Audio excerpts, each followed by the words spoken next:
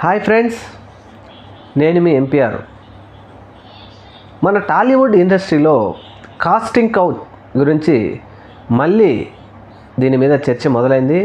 అయితే దీని గురించి బాలీవుడ్లో చాలా వరకు కాస్టింగ్ కౌచ్ గురించి కొంతమంది మాట్లాడుతూనే ఉన్నారు. ఇది జరుగుతూనే ఉంటుంది. సామాన్య ప్రజలు అభిమానుల్లో కూడా ఆడపిల్లలు ఇండస్ట్రీలోకి వెళ్ళి రాణించాలంటే అది ఒక కష్టం. దానికి రకరకాలైనటువంటి షరతులు ఉంటాయి. ఎవరు ఏమడిగినా దానికి ఓకే అనాలి అని కొన్ని పరిస్థితులు ఉంటాయని చెప్పి కొంత అనుమానాలు ఉన్నాయి. కానీ ప్రస్తుత పరిస్థితులు, ఇదివరకు ఉన్న పరిస్థితులు కూడా చూస్తూ ఉంటే అవి నిజమనే తెలుస్తూ ఉన్నాయి. ఈ కాస్టింగ్ కౌచ్ గురించి కూడా నిజమే అని అనుకోవచ్చు.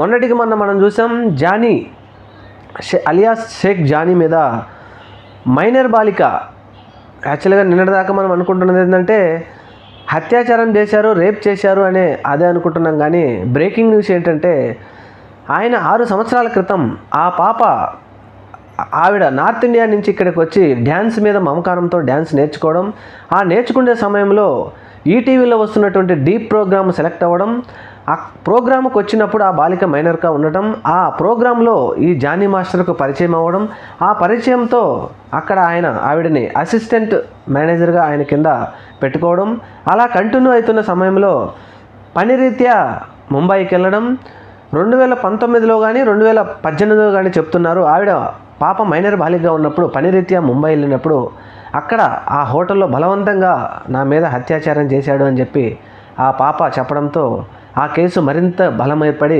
పోక్సో కేసు పెట్టడం జరిగింది. నాన్ బెయిలబుల్ వారెంట్ కింద పోక్సో కేసు పెట్టారు. ఆయన గురించి 4 టీంలు గాలిస్తూ ఉన్నాయి. ముఖ్యంగా ఆయన నార్త్ ఇండియాలో లడఖ్లో ఉన్నాడని తెలిసి పోలీసులు అక్కడికి వెళ్ళడంతో ఆయన అక్కడి నుంచి పోలీసులను బురిడి కొట్టించి పారిపోయారని చెప్తా ఉన్నారు. అలాగే ఎవరైతే ఈ పాప ఉన్నారో ఈ పాపను కూడా ల్యాబ్ టెస్టులు చేశారని చెప్తూ ఉన్నారు. అయితే ఇలా ఒకరు ముందుకొచ్చి ఇలాంటి సంఘటనలు నిజమే, ప్రజలు పబ్లిక్లో అభిమానులు నమ్ముతున్నట్టుగా నిజమే అన్నట్టుగా ఒకరికొకరు బయటకు వస్తూనే పూనం కౌర్ గారు కూడా త్రివిక్రమ్ గారి మీద అనుమానం వ్యక్తం చేయడం, నేను ఆల్రెడీ సినిమా ఇండస్ట్రీలో పెద్దలకి కంప్లైంట్ చేసినప్పటికీ వారు పట్టించుకోలేదు, ఆయనను పిలిచి మాట్లాడే ప్రయత్నం కూడా చేయడం లేదు అని చెప్పేసి ఆవిడ చెప్పడం, ఒకళ్ళు బయటకు వస్తూ ఉన్నప్పటికీ అసలు నిజంగా సినిమాల్లో వీరు చెప్తున్నట్టుగా నిజంగా జరిగేది అదేనా? కాస్టింగ్ కౌచ్ అంటే పక్కకి వెళితేనే అవకాశాలు ఇస్తారా? వారు చెప్పిన మాట వినకపోతే అవకాశాలు ఇవ్వరా? సొంతంగా ఎదగడానికి అవకాశాలు ఇవ్వరా అంటే ఇవ్వరని చెప్పి చాలామంది చెప్తా ఉన్నారు. అయితే ఇక్కడ లైటింగ్ బాయ్ దగ్గర నుంచి హీరో వరకు ఆడ మనిషి అంటే ఆట బొమ్మలాగానే చూస్తారా అంటే కొంతమంది చెప్పేదాని ప్రకారం, సినీ ఫీల్డ్లో ఉండేవాళ్ళు, టాలీవుడ్లో ఉండేవాళ్ళు కొంతమంది చెప్పేదాని ప్రకారం చూస్తే అలానే జరుగుతుంది అని చెప్తా ఉన్నారు. దీని మీద కృష్ణవంశీ గారు ఒక సినిమా కూడా తీశారు. ఖడ్గంలో ఒక చిన్న బిట్టు కూడా చూపించారు. అది కూడా అప్పట్లో ఒక సంచలనంగానే అయింది. నిజంగానే ఫీల్డ్లో ఈ పరిశ్రమలో ఎదగాలి అంటే ఒకరి కింద మనం ఒకసారి వారికి ఏదో ఒక హెల్ప్ చేస్తేనే, వారు చెప్పినట్టు ఇంటేనే మనం పైకి ఎదగలమనే ఒక భావన ఏర్పడింది.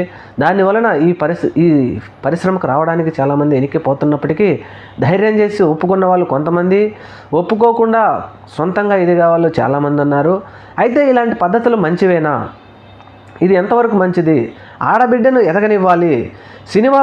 సినిమాలో డైలాగులు చెప్పే మన హీరోలు ఆడబిడ్డను షేర్లాగా పెంచాలి అని చెప్పే మన హీరోలు లైట్ ఆపేసిన తర్వాత ఆట బొమ్మలాగానే చూస్తున్నారంటే అవుననుకోవాలి. సినిమాల్లో డైలాగులు చెప్పినప్పుడు అభిమానులు వేలలేయటానికి మాత్రం డైలాగులు చెప్తున్నారు, కానీ బయట ప్రపంచంలో ఆ లైట్ ఆన్ ఆఫ్ అయిన తర్వాత మళ్ళీ వారు ఆ బిడ్డలని అలాగే చూస్తున్నారు. అలాగే అరక్షణంలో ఉంటాం, ఆడబిడ్డకు అన్యాయం జరిగితే అని చెప్పేటువంటి హీరోలు కావచ్చు. మరి వీరందరూ వీటి మీద ఎందుకు మాట్లాడలేకపోతున్నారు అంటే ఈ పరిశ్రమ ఇలాగే ఉంటుందా? ముఖ్యంగా చాలామంది ఆలోచించవలసిన పరిస్థితి. ఇలాంటి ఒక్కొక్కరుగా నార్త్ ఇండియాలోని ఒక పాప బయటకు వచ్చి ఈరోజు కంప్లైంట్ చేసింది అంటే మళ్ళీ ఆయన ఎన్నెన్నో మాటలు చెప్తూ, ఆయన ఎన్నెన్నో వీడియోలు చేస్తూ ఎంతోమంది మంచి ఉపకారాలు చేయాలి. ఒక రాజకీయ పార్టీకి స్టార్ క్యాంపెయినర్గా ఆంధ్రప్రదేశ్ మొత్తం తిరిగారు ఆయన. మరి ఇలాంటి కాస్టింగ్ కోచింగ్ జరుగుతూ ఉంటే టాలీవుడ్లోని పరిశ్రమలోని పెద్దలు మాట్లాడరా? ఇలాంటి అన్యాయం జరుగుతున్న పిల్లలకి న్యాయం చేయరా? ఇలాంటివి జరగకుండా చూడాల్సిన బాధ్యత ఎవరిది? ప్రభుత్వాలదా? పరిశ్రమలోని పెద్దలదా? లేకపోతే సినిమా నిర్మించే నిర్మాతలదా? దర్శకులదా? దేశం అభివృద్ధి చెందాలి, పరిశ్రమ అభివృద్ధి చెందాలంటే స్వతహాగా ఆడ మగ అనే తేడా లేకుండా కష్టపడి పనిచేసే వారికి అవకాశాలు లభించినప్పుడే పరిశ్రమ అభివృద్ధి చెందుతుంది. ఇలాంటి ముఖ్యమైన విషయాలు అందరికీ తెలియాలంటే మీరు తప్పకుండా లైక్, షేర్ అండ్ సబ్స్క్రైబ్ చేయండి. Thank you.